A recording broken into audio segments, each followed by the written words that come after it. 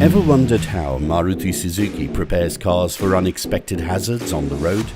It's by putting them through numerous destructive and indestructive stringent tests.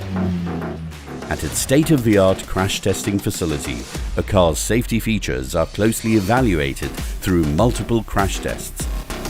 The dummies used for these tests are carefully calibrated to replicate the impact on actual human beings. 3, 2, 1, start.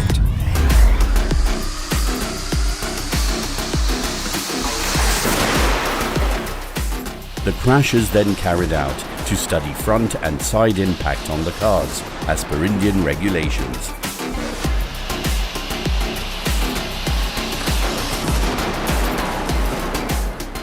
Maruti Suzuki cars combine a safe zone for protecting the passenger compartment and a crushable zone for absorbing impact called the crumple zone.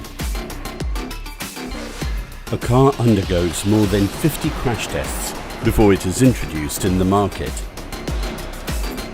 The impact on dummies, deployment of airbags, damage to seats and all other interior parts are also evaluated very meticulously. By carrying out crash tests regularly, Maruti Suzuki strives to create safer vehicles to counter the uncertainties of driving on the roads.